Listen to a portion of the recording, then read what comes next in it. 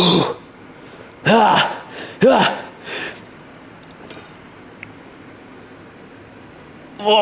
man. Whew.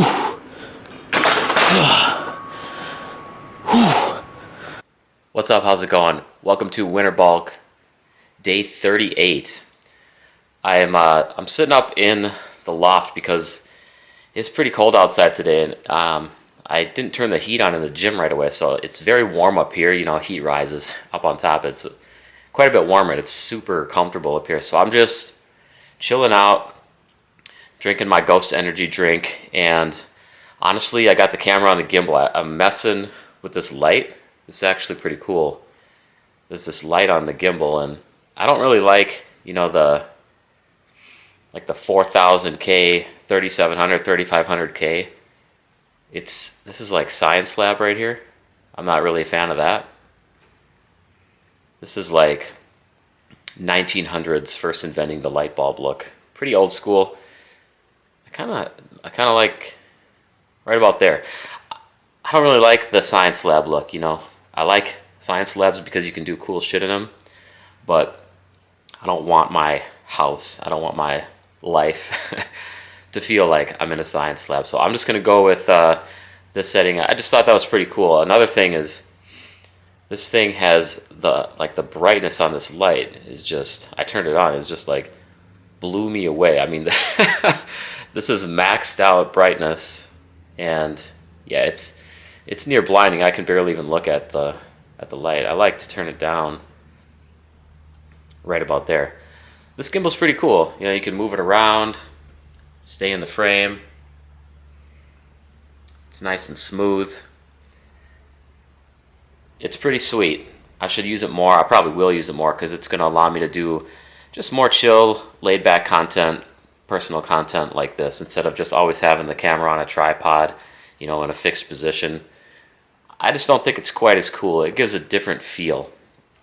And yeah, this is obviously a little bit different intro, just hanging out together. In a moment here, I'm going to be getting to my press day. And yeah, I'm really looking forward to that. I was looking forward to it when I finished up the last squat day, which was, that would have been on Sunday. So right now I'm running a 2 on, 1 off, 2 on, 2 off split. So if you add that all up, it's 7 days, 4 days on, 3 days off. And it seems to work really well. I like that split because it makes every day of the week either, you know, the same day is always an on day or an off day.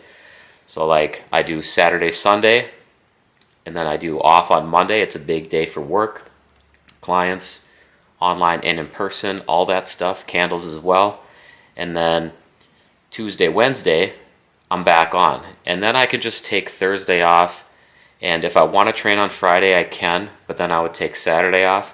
But usually I just do Thursday and Friday off, and then I just am able to train sometime, you know, on the days of Saturday and Sunday. But that's the weekend, so it's less of a schedule. I still like to try to get in my workout just after my second meal. So I'll get up and eat by 6 or 7 o'clock a.m.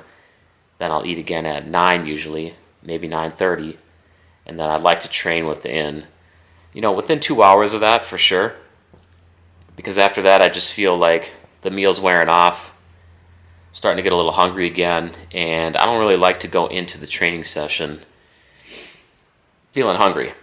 You know, I don't want to go in like feeling super heavy from a heavy meal, but I also don't want to go in feeling like I have an empty stomach. I would rather train on a full stomach than an empty stomach, to be 100% honest. And I don't even mind like eating during a workout. Like there's been times where I'll bring out just meat and just like eat a chicken or something like that during my workout. And I think something about that, I like it.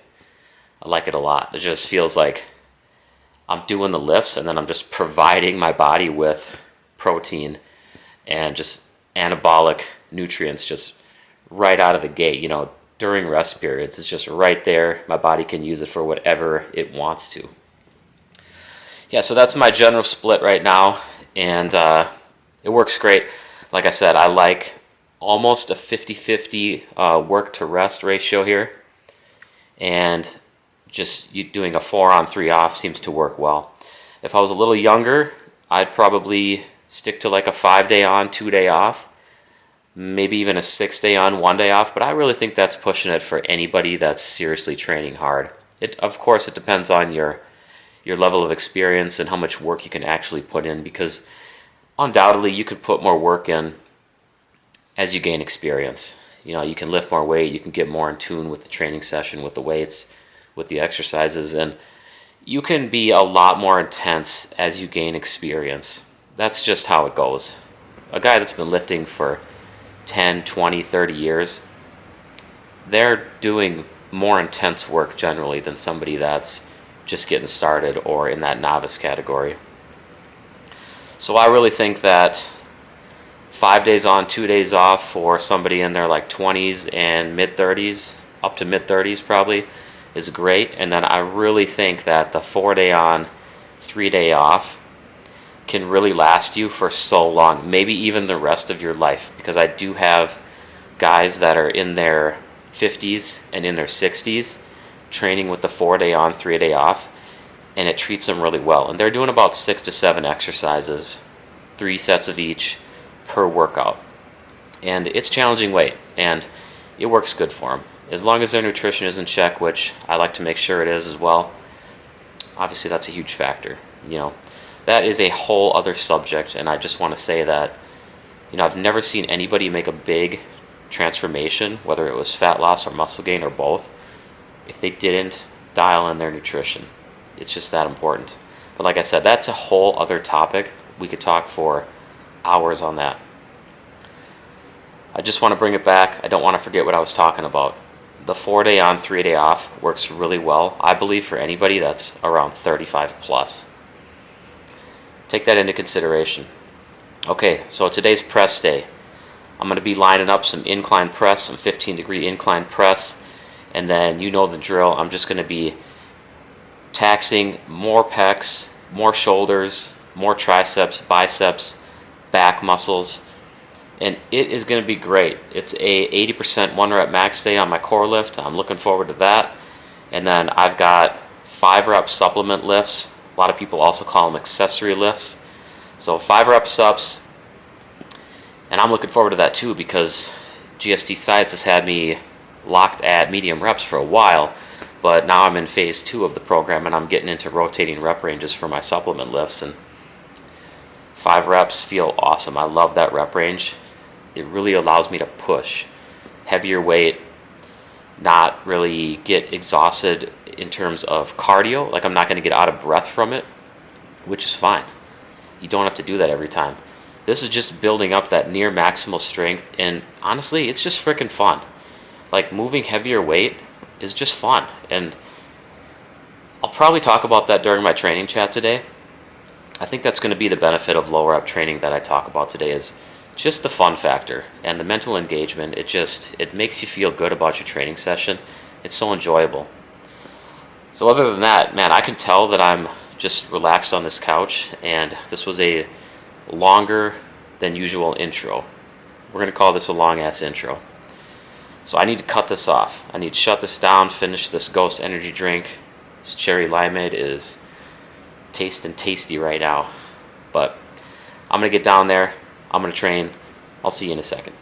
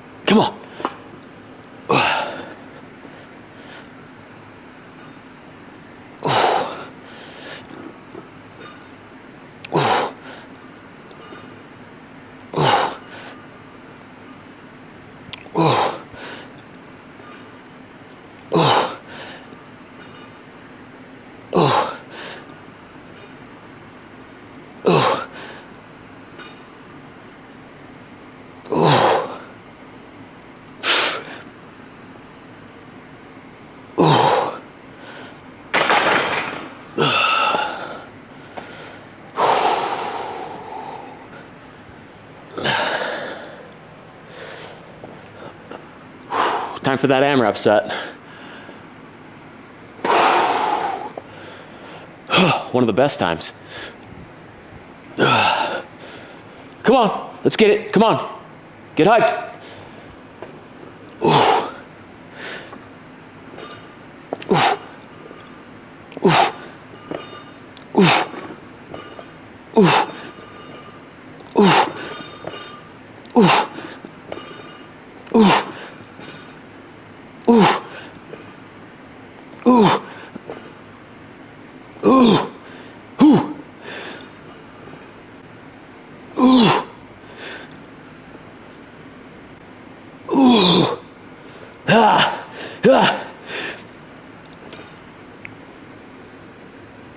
Oh man. Whew. That last set was close. That last rep, I mean, was close. I thought I was gonna have to use the safeties there for a second, but it was the longest rep I've had in a long time. It's pushing it right there. 13. Yeah, I'm proud of that. That was good. It's an AMRAP set right there. As you know from the intro, it's a 5-rep supplement day, so I gotta go heavy on these wide grip pull-ups. I ended up my medium reps at body weight plus 10, and I did really well with that. So I gotta add a significant amount of weight here. I'm gonna start with a 45-pound plate. I should add more, but you know, I like to work into things in a safe and smart manner. I like to hold back a little bit on heavier work right out of the gate. So that's what I'm doing. So body weight plus 45. You know, we're gonna see where I can go with this. I'm just looking for 5 reps.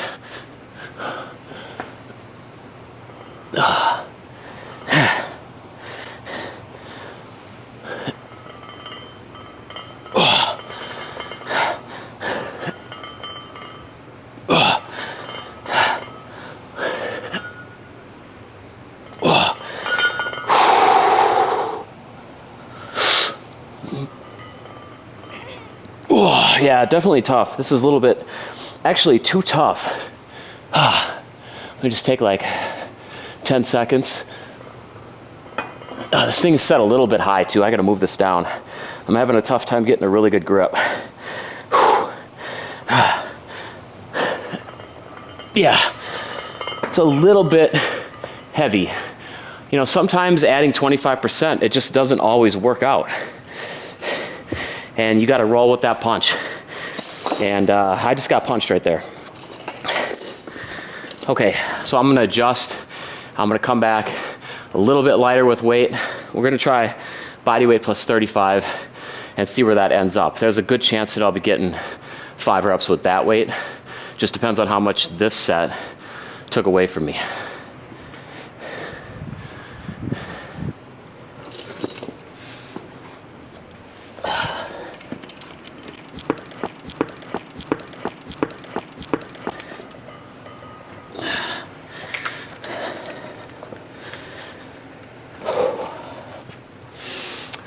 Got a little chalk on the hands, anything to help with this grip. You know, I'm moving a pretty good amount of weight, about 235 to 240 with, this is a wide grip, so this is a lot of lat.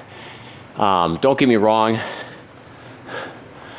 some bicep is involved as well, but this is a lot of lat. That's what the wide grip does. And this is that neutral grip, you know, really allowing me to just pull my elbows down towards my sides. So I got the 35 on. I need 4 to 5 here. I really want 4 to 5. Time to see how much that first set really wore me out. Probably not that much.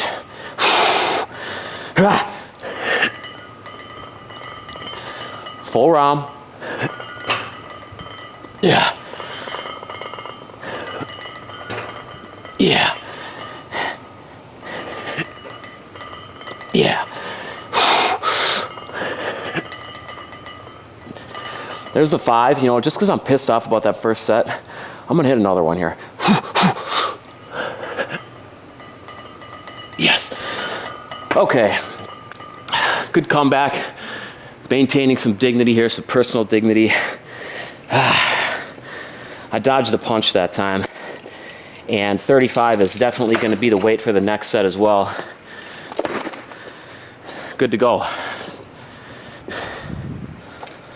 So you probably can't see me right now. I wanted to get a nice close-up on this one. See how things looked up at the top. But I got the 35 back on. You know I'm trying to hit that 5 again. I feel confident in that. I feel like this is going to be a nice set. I'm just hitting the stride, getting into the groove. Set number 3, and then we're moving on to some 30-degree incline dumbbell presses. Back to the press focus here, but 5 reps, no problem. No problem.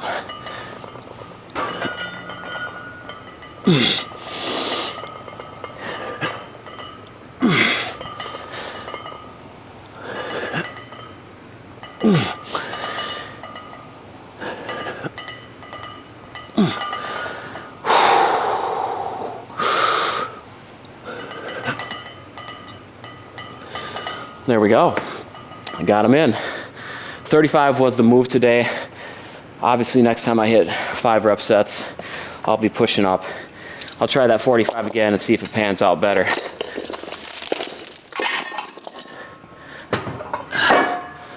Onto those presses. You know this is a supplement lift, but it's still important to do warm-ups. I really like to do a warm-up for virtually every single lift of the day. The core lifts get warmed up a little more.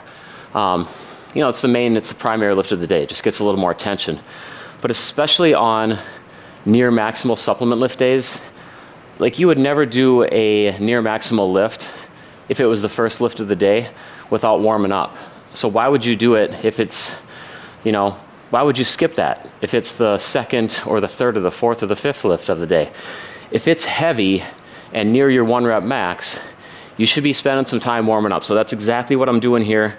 My working weight is going to be probably 80s or 85s.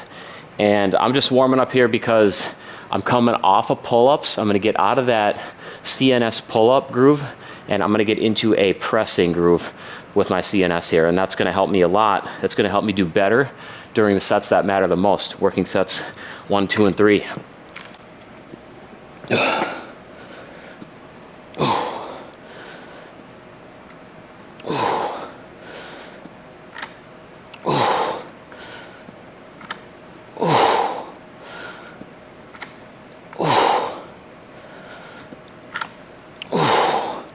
So I'm not taxing myself during this set. You know, I'm just telling my nervous system, let's get the proper muscles recruited. Let's get into this movement groove.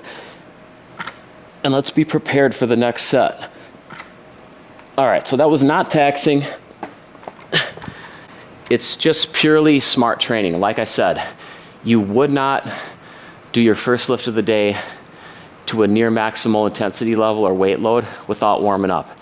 So why would you do that for any other lift of the day if it's going heavy? You wouldn't do it. If you're smart, you wouldn't do it. Okay, clearly bigger weights now. Working set number 1, 5 reps, and I'm pre-grooved. I'm ready to go. Almost ready to go. Now I'm ready to go.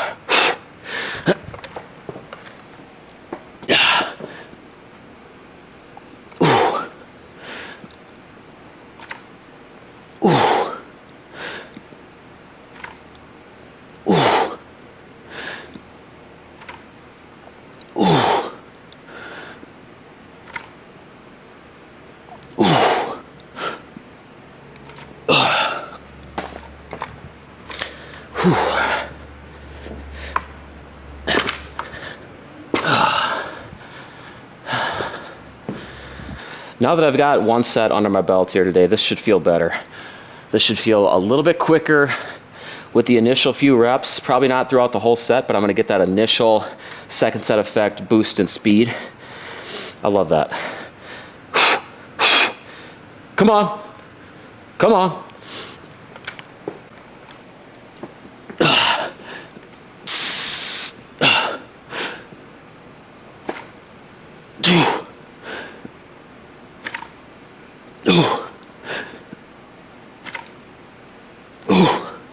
Hard push, let's go.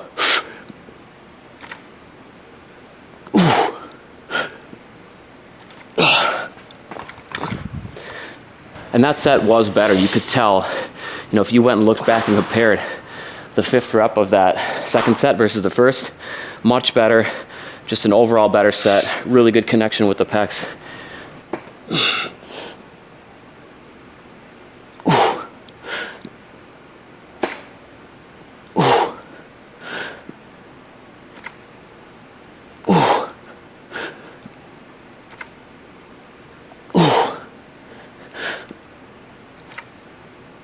Come on, get it. Yep.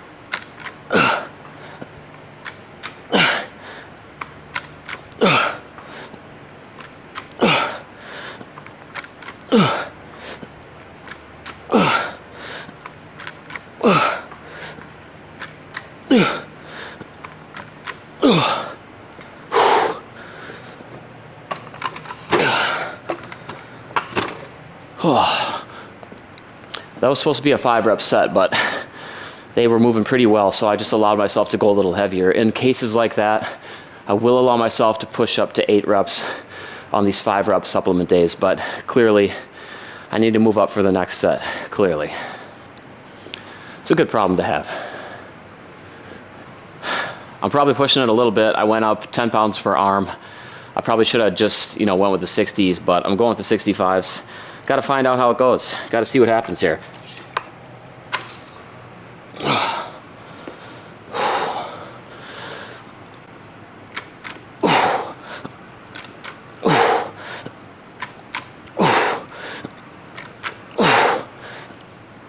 I should be able to get this for 5.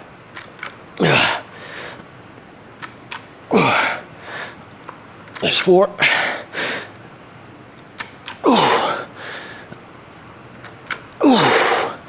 I think I'm going to keep going and do a little more.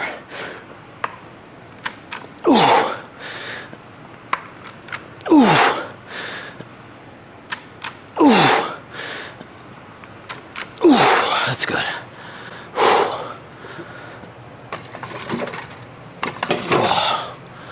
That was kind of rough towards the end, those last couple, but hey, I'm happy with it. Squeeze out a little extra volume. It might be rough, but it's okay. I feel like if there's a movement that you can do that's a little rough and it's okay sometimes, curls is probably the #1 on that type of list right there. So a little rough, but no biggie.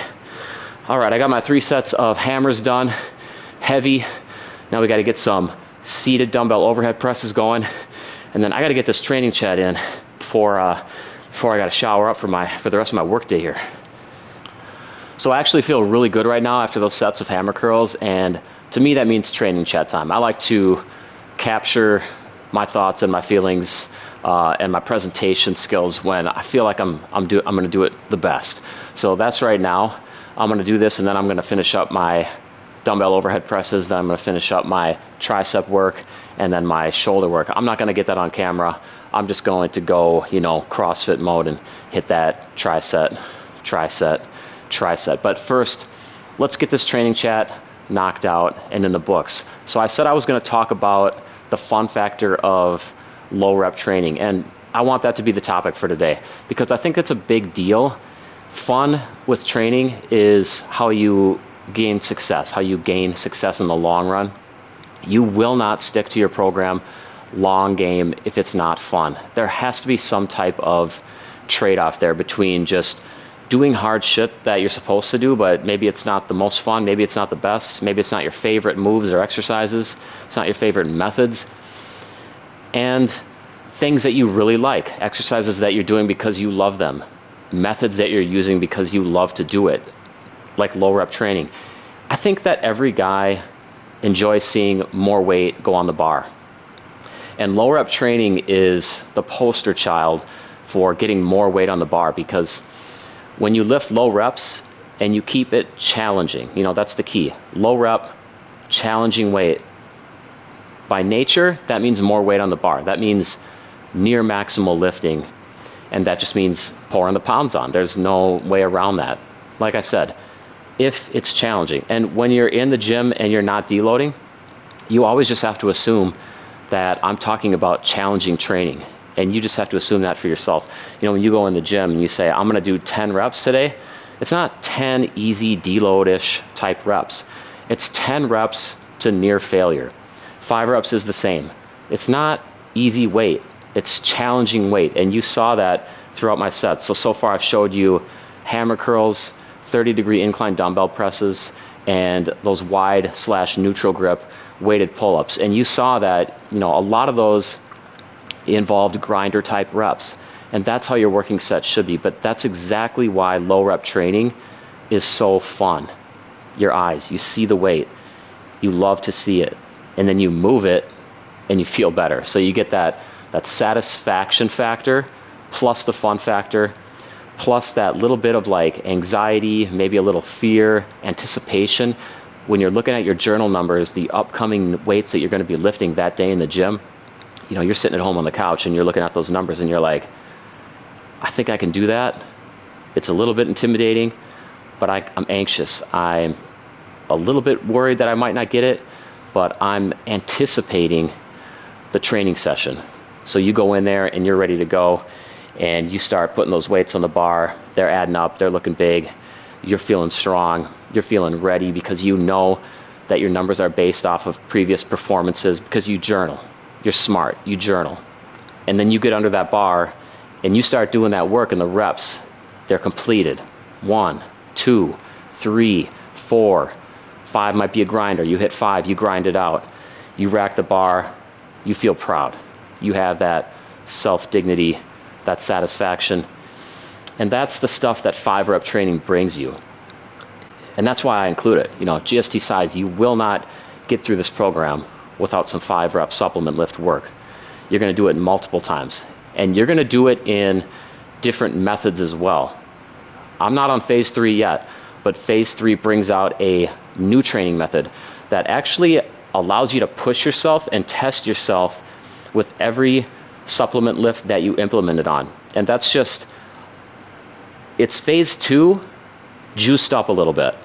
And that's why it's so important that if you do this program, you push through phase 1, you push through phase 2, and you get your ass onto phase 3, and you feel your absolute best as you finish up the program. I personally, I can't wait to show you what phase 3 entails. It's a great method. That's got to be the end to this training chat. I feel like that was solid, right? I feel like that was pretty good. If you don't get those feelings of anticipation and anxiety, intimidation, a little bit of fear in your training, satisfaction, you know, you got to switch up what you're doing. You can't just keep like pushing through low quality training. You can't do that to yourself. Why would you do that to yourself? So if you're feeling like that and you're not feeling, if you're feeling like, the gym is like not that fun, it's just a chore, I really don't want to be doing it, I think I'm probably going to stop pretty soon, you need to make the move to a better program. You know, GST SIZE, it delivers. Thousands of people are on the program. I've been on it for over a decade now, and there's actually other people that have been on it for that long as well, and they're still in touch with me. They're still hitting me up for program redesigns every few months. It's awesome. That's the best thing I could say about it, is that the people that use it, they love it, and you don't love something for years if it's not giving you something in return. The program gives you gains in return, I promise. Okay, I'm done. Seated dumbbell overhead press is next. Like I said, I'm not showing footage of this. It's time for me to just power through, finish up, hit the shower, and start training my clients today. I'll talk to you later. Have a good one. Bye-bye.